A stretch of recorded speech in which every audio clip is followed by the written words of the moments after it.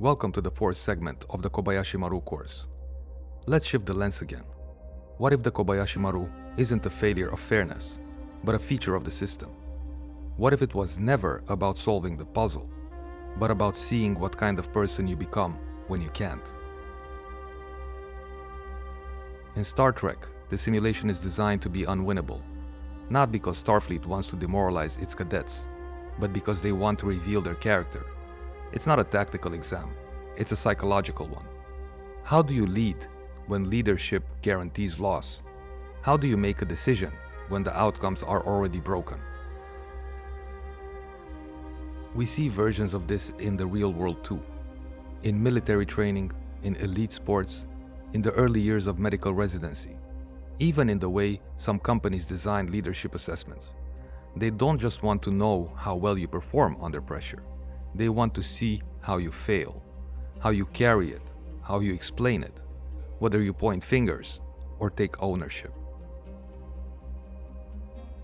These setups can function as modern-day initiations, rites of passage where the outcome is less important than the transformation it causes. Think of them as crucibles, small containers designed to hold immense heat, not to destroy what's inside, but to refine it. When someone gives you a no-win situation on purpose, they're often testing something beneath the surface. Will you follow orders blindly? Will you speak up even when it's costly? Will you hold your values under pressure? Will you create meaning even in the dark? This is what we call the hidden curriculum, the real lesson beneath the surface structure. But here's the paradox. If you pass the test by refusing to play, are you still playing? If you rewrite the rules, are you cheating or evolving? This is where no-win scenarios get interesting. They don't just measure your performance, they challenge your interpretation of the game. Let's revisit James T. Kirk for a moment. He didn't pass the Kobayashi Maru by outshooting anyone. He passed by rejecting the premise, by reprogramming the scenario itself. Was that arrogance or was it wisdom? Maybe the real test wasn't, can you win? Maybe it was, do you accept the boundaries of a game you didn't design? There's a term in philosophy called existential refusal. The moment when a person says, I will not accept the framework you've handed me. This isn't denial, it's creative rebellion. It's choosing meaning over compliance. It's rejecting false binaries, not to escape responsibility, but to take deeper responsibility. Systems love to pretend they're neutral, that the test is the same for everyone, that the rules are objective. But in truth, no-win scenarios often expose the values of the system itself. What's rewarded, what's punished, what kind of failure is forgivable, and what kind isn't. The test is the point, but so is your interpretation of the test. Picture a leader during a public crisis, say a pandemic. No perfect data, no ideal timing. If they act early, they'll be accused of overreacting. If they wait, they'll be blamed for preventable deaths. There is no clean outcome, but how they frame the moment, how they show up, how transparent, humble, and grounded they remain, that's what becomes the legacy. Many no-win moments have a hidden question baked in. Who do you serve? Yourself? The institution? Your team? The people most affected, even if they have the least power? When there's no clear win, the only thing left to choose is your alignment.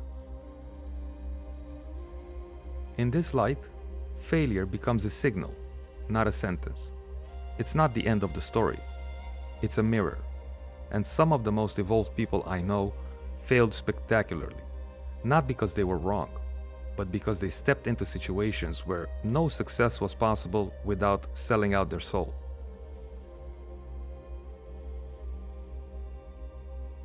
Authenticity costs more in no-win moments. It's easy to be real when the stakes are low, but when pressure is high, when reputation, income, relationships are on the line, That's when authenticity becomes an act of resistance. Here's the hard part. Most of the time, you don't know you're in a test. There's no sign that says, this is your Kobayashi Maru moment. You just feel the pressure, the stakes, the fog. And you have to decide, not what will work, but what will reveal something true about you. So pause here. Has life ever handed you a situation you couldn't win, but that revealed something about you? Something you couldn't have learned from success? Something painful, but clarifying? That's the kind of test we're talking about.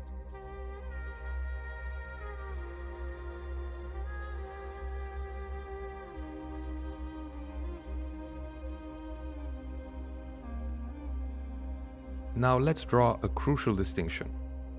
There's a fine line between a crucible and a setup. A crucible is meant to forge. A setup is meant to break. One is designed with care, intention, and reflection.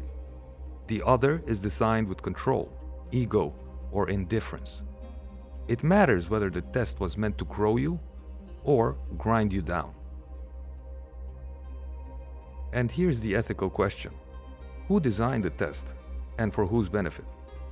If a mentor creates a challenge to help you grow, that's one thing. But if an institution creates a no-win scenario to protect itself, scapegoat someone, or enforce compliance, that's not training. That's abuse, dressed up as development.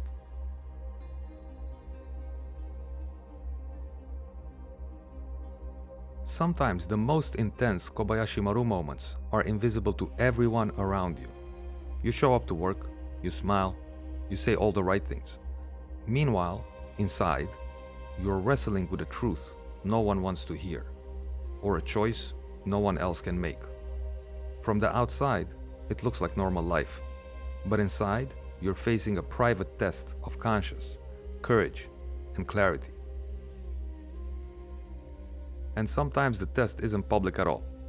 It's not blowing the whistle, it's not rewriting the rules, it's simply telling the truth to yourself. Saying, this is wrong, or I don't buy this, or I know who I am. Even if no one sees it, even if no one thanks you. That's what I call the quiet heroism of small integrity. You might not be praised for it. In fact, you might be misunderstood. People might say you overreacted, that you were difficult, that you made things complicated. But just because your choice didn't land well with them, doesn't mean it wasn't right for you. Being misunderstood is often the price of being honest in a no-win world. And sometimes, the growth doesn't show up as a big win later. Sometimes it shows up as less self-betrayal, more discernment, a better bullshit radar, a clearer no, a deeper yes. Not every transformation announces itself, but it's there, shaping your next chapter from the inside out. Here's something else. Sometimes your response to a no-win test triggers the system. You speak up and get punished. You walk away and the machine turns on you. You win the moral high ground, but lose access, resources, even safety. That doesn't mean you failed. It means your clarity made others uncomfortable. And sometimes that's exactly what needed to happen. One mark of emotional maturity is being able to see both truths at once. The test was unfair, and I still grew from it. You don't have to romanticize the system to reclaim your own transformation. You can say, this should not have happened, but I became someone I respect because it did. Your response might not change the system. It might not even change the immediate outcome, but it can still become part of a longer legacy. Maybe someone else sees you act and finds the courage to act later. Maybe your decision plants a seed that blooms in a different season. Maybe you simply carry yourself differently from that day forward. Impact isn't always measurable, but it is real.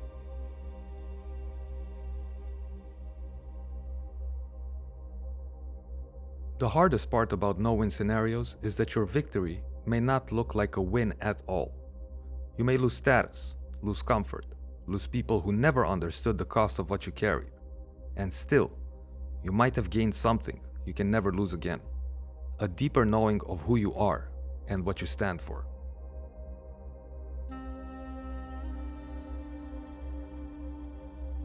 Most of us weren't trained to choose depth over comfort. We were taught to keep the peace, keep the job, keep the appearance of success. But the Kobayashi Maru doesn't let you keep all those things. It strips you down and asks, what do you want to keep on purpose? If you're in the middle of one of these moments right now, or still carrying one from the past, let this be a reminder. The story isn't over. Not if you're still breathing, not if you're still growing, not if you're still willing to reflect, repair, and reclaim your power. No win doesn't mean no next.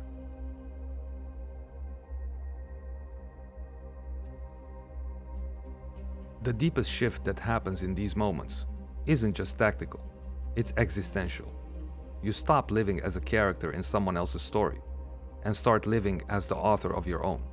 Not in a fantasy sense, but in the grounded, messy, powerful sense of saying, this is mine, and I will shape it from here.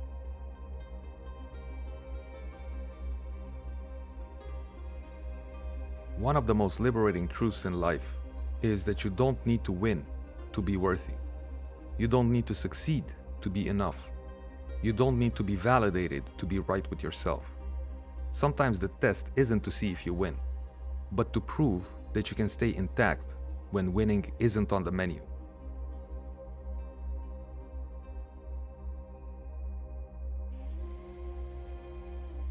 In the next segment, we'll take this even further. We'll explore how people find their way out of the scenario, not by escaping, but by rewriting it, by shifting the very frame the test lives inside. Because if you can't win the simulation, maybe it's time to change the simulation itself.